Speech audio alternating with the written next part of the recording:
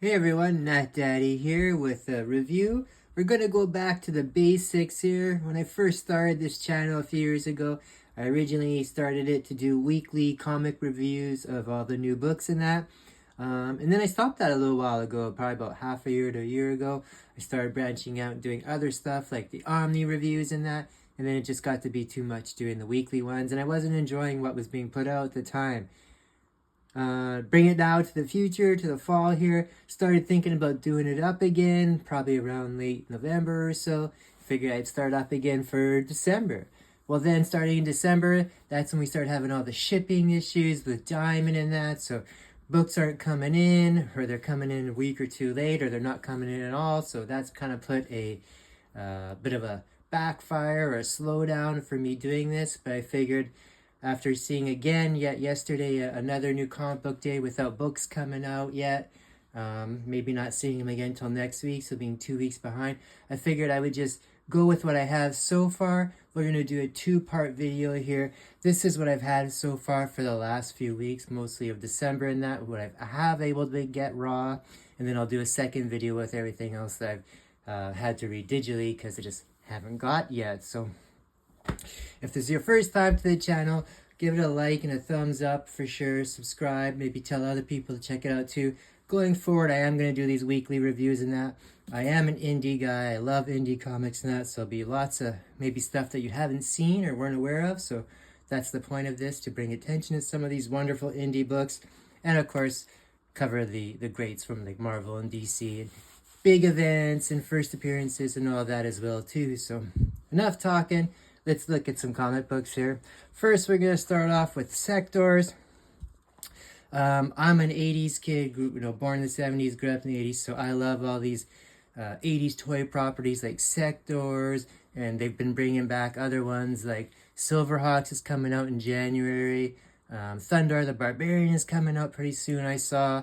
And we've also had Biker Mars from Mars, G.I. Joe, and Transformers have been rebooted lately, so Toxic Avenger, all great 80s toys properties, and now they're bringing them back to comics and that. So Sectors here is part of that Nassau universe, which has what's it called there, the not the GoBots, but something, I forget what they're called at the moment there.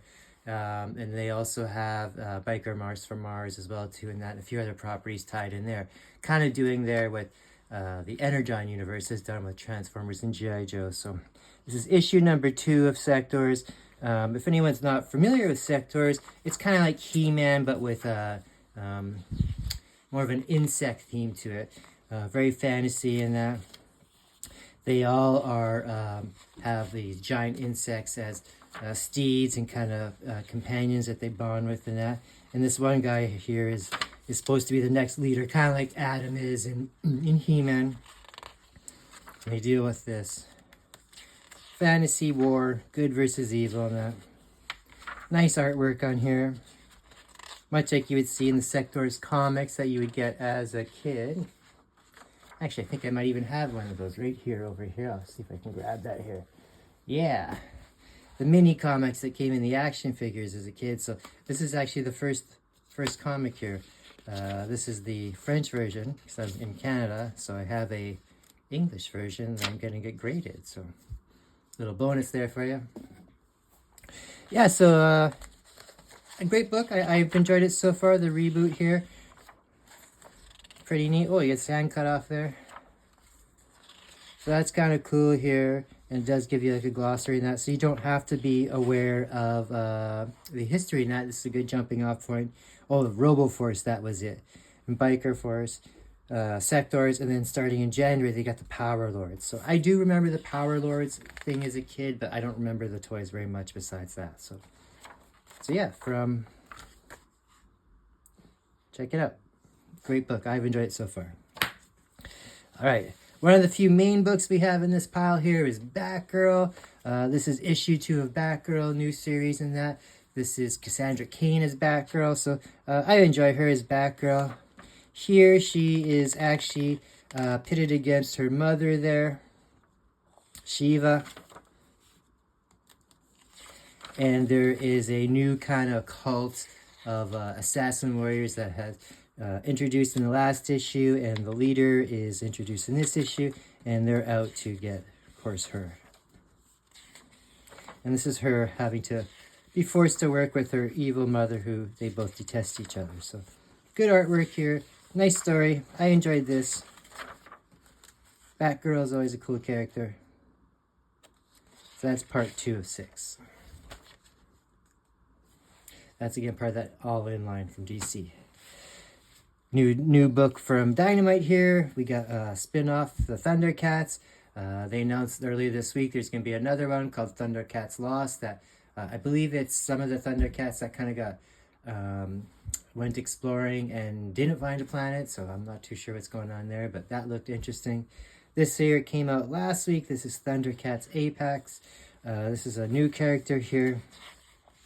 Pretty interesting character. He's kind of like he's definitely a Thundercat, and he's definitely, there's another one that's coming up soon that I'm looking forward to, an old 80s and 70s property, the Herculoids. You see him, he's kind of like a desert nomad type of person, and they reveal his identity here.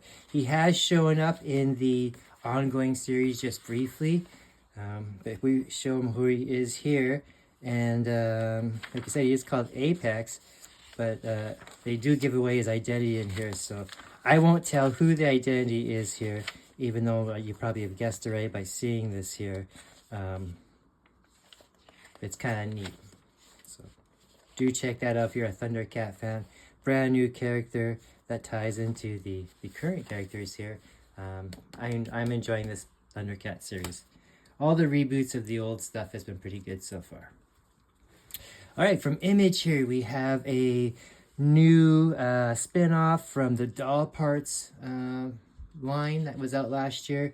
Kind of a snuff film thing the Doll Parts was last year. This time it's not snuff film stuff. It's about this girl here. She's a daughter of this one woman, this lady who's extremely cold and harsh and just kind of a bitchy Karen. And it just shows how much it affects her daughter and that, and how she wants to kind of kill herself, and how she has eating disorder and dancing class and that, because she just wants to kind of shrink away and disappear and that. So a little bit of kind of body mutilation type of stuff. So great start so far, especially if you are a fan of this Luna Vicio. Kind of not as sexy or erotic as the first series was of Doll Parts, but still pretty interesting so far. So Hello Darkness from Boom Studios. This is an anthology series of horror stories, suspense and that. And yeah, pretty good issue here as well. A few different stories in here. Great artwork in all of these. Each of them kind of stands out a little bit different in that. So this one here is a Something's Killing the Children one. This is kind of neat. That's, I believe, the 1 in 10 cover. So really enjoying these so far.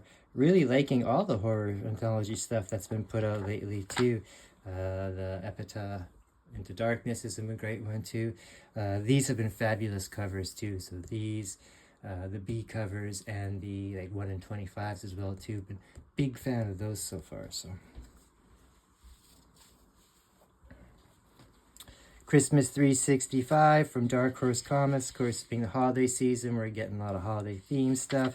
This one here is kind of a, great little family fairy tale Christmas stuff. I won't say fairy tale, but, American Christmas family type of thing. And it kind of gets a little bit more twisted in that towards the end there. So I won't say it's a horror story per se, but kind of in the theme of like Tales from the Crypt or Tales from the Dark Side. Kind of gets like that dark twist towards the end there. So pretty good artwork in here as well too. Yeah, I enjoyed this as well too. This one is just ongoing series. It is not a bunch of stories like the last one is. This one is one continuing story, so kind of neat for that one. From Ahoy Comics, we have Archaic. You kind of got this fantasy kind of cover on that in here too. And that's kind of what it is inside here is what I enjoyed it. The art's kind of neat. But again, it was a story that once I read it, I couldn't really remember it afterwards and that. So even just flipping through it here now, it seems familiar in that, but again, I'd have to probably read a few issues of them back to back for it to stick out. But this one wasn't too bad. But again, too early in the series to really have much an opinion of it. So it's only towards the end here, once they land on this island, that you kind of see some of the monster people or fantasy people show up. So I would definitely have to check a second issue to give a better view on that. But so far it was all right. Pardon me. From Mad Cave, we have Synap, I would guess. So bit of a sexier book here. Really like the artwork here, nice and sharp designs. It is obviously, you can see here, kind of futuristic, 2030 in that. And these people are obviously all hooked up into everything. And it's about this one woman here who ends up going down to the bottom of the ocean to explore something. And they find that there's something down there that they don't know what it is and that. So obviously some kind of alien thing. And it kind of starts going from there. So obviously they're going to remove it, bring it to the desert. And then they realize it's part of a bigger project that no one's known about. They've been looking for years. Part of a giant robot that kind of fell to pieces when it was coming into orbit. So again, okay book so far. Kind of has a familiar formula of other stories we've seen like this. But again, still too early to make much of a judgment call, but okay so far. From Image, we have Juvenile. Again, kind of a teen drama book. Again, artwork is pretty nice in here. Stories themselves don't seem to really, be too different to stand out and everything. It kind of feels like these kids are in like an institute and obviously being heavily medicated in that because a lot of them have mental health issues.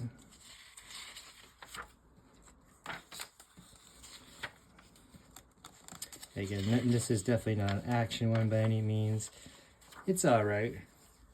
I don't know if I'll actually give it a second issue a try or not, but it wasn't too bad. But again, it's kind of seems like it's one of those things that these kids kind of figure that do they have maybe some blossoming powers, or is it more just they're all drugged up all the time? Who knows? But again, kind of neat artwork in that, so might have to check that out, the second issue, before I can give too much of a judgment. But again, I did like the artwork here. Welcome to Maynard from Dark Horse Comics. This one I was looking forward to for a little while. I had seen a preview about it, and it seemed kind of interesting. I do like the artwork in here. It kind of reminds me like of Darwin Cook or the old animated Batman series. So that's kind of fun. And this lady is kind of like a burglar that knows some magic and that. So this woman ends up getting a job at the Maynard Hotel, which is kind of, it's like a magic hotel, almost like that Daggert's place in Hogwarts or Harry Potter's there. So most people can't see this place. It's actually on Skid Row. But if you're magic in that, you can see this place. Yeah, and that's where magic people can go and fantasy people. Kind of like the Continental, I guess, from the John Wick stuff, that hotel. So this woman, it's her first day starting at the job there. She's working as help. And she sees this hotel's run all magically and that. So neat story so far. She runs into that cat burglar type person. I liked it so far. I'm definitely going to follow up on this one. That one's just plain fun. Welcome to Maynard. Alright. A few excellent books left here. From Scout Comics, we have Milk Run. This one's kind of fun, kind of silly. A little confusing, but not super confusing. Maybe if I read it again, it would maybe clear it up. It's about this guy who goes back in time just to buy groceries, you know, and then come back forward to be able to afford proper groceries and that. So during one of these trips or events, you want to call it, things get messed up. So when he comes back, he barely makes it back. And when he does come back, obviously things have happened because you know, being time travel and all that. But again, great artwork in that. I kind of like this one a lot. I'm hoping this maybe gets turned into some kind of movie or TV property, because I think it's just enough action and just kind of enough silliness at the same time. Because if you had the ability to time travel, wouldn't you use it for more than just going back in time to get better grocery prices? I mean, I understand that, knowing how it is nowadays, but so we'll see where he goes with that. But it's called Milk Run. It's kind of fun. From Wake Entertainment, we have a book here called Dead Samurai. Great heavy cardstock on here. Really enjoyed this book. Great artwork as well, especially that cover there. I think that's Sinkovich. You got nice work here. So we got 16th century Japan.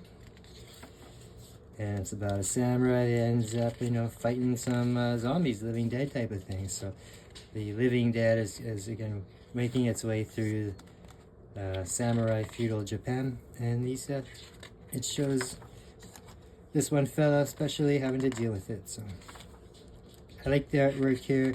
Pretty fast-paced, simple story of samurais up against zombies. Lots of fun. If you do like samurais and ancient Japan stories mixed in with some zombie stuff, this is right up your alley. From Keen Spot, we got the Stitches. These were this, and there's the other one, Night of Cadillacs, Lipstick Click, where, yeah, it says here like that. These were actually put out maybe a year or two ago by a different company, I seem to remember. And now it seems like they've been kind of relaunched here with Keen Spot. So they're definitely new versions of those stories, or added to those stories, but pretty good so far. This one here is kind of this biker culture in that, but the gang itself is of vampires. So much like that Lipstick Click one as well too, this all involves like things like biker gangs and just gangs in general, other kind of types of gangs, but in that type of lifestyle, kind of like Sons of Anarchy and whatnot, but again has that supernatural part to it. So pretty dark, the artwork here, but lots of action, lots of gore, and like I said, a good mixture of like mafia gang stuff, biker gang stuff, and vampire stuff and that. So that's pretty fun too. This one I didn't enjoy as much as the other one there, Kill Town, which again is said is the collection of that Lipstick Click. So, neat cover though.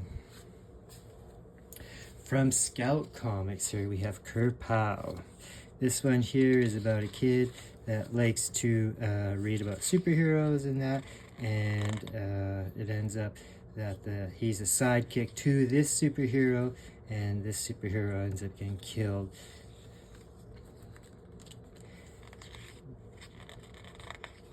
He's kind of traumatized from it and that.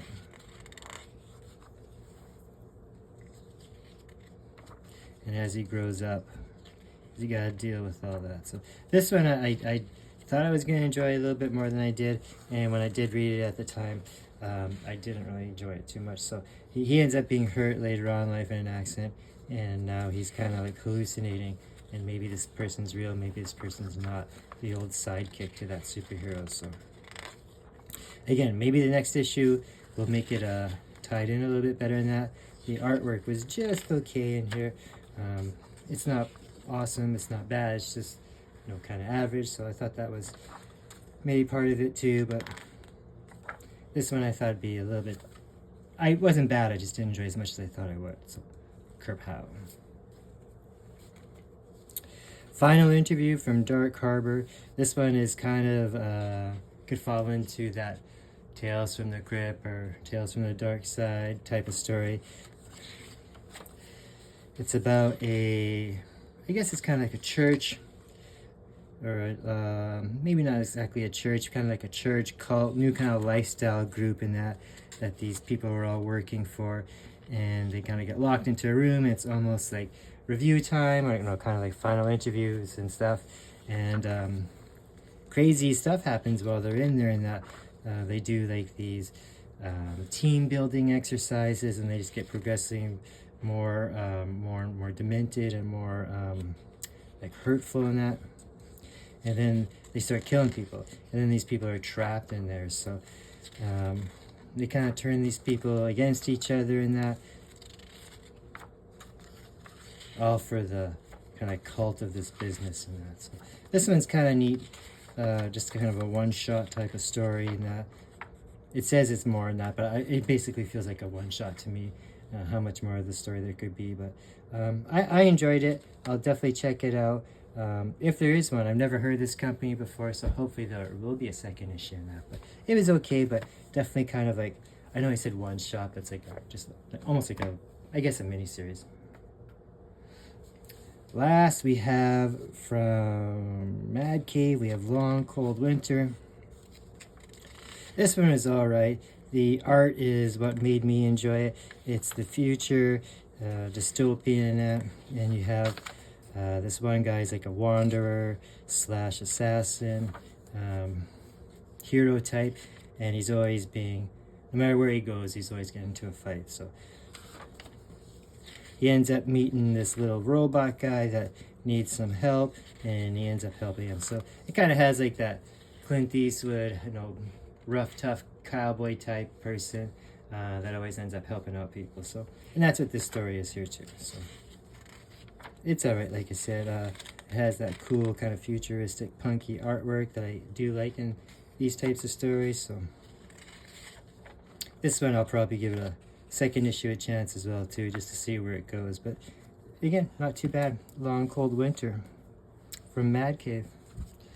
Alright everybody, so that is what I've been able to gather and read for the last couple weeks to a month or so in the raw books. Like I said, tune in either later today or tomorrow. There'll be a part 2, just as many books that I have all digital to be read, and then hopefully by the new year, all this stuff with dynamite and the shipping and that, and the Canadian postal strike, and that'll be all straightened out, and I will be able to do these more consistently on a weekly basis with all of the books of that actual week.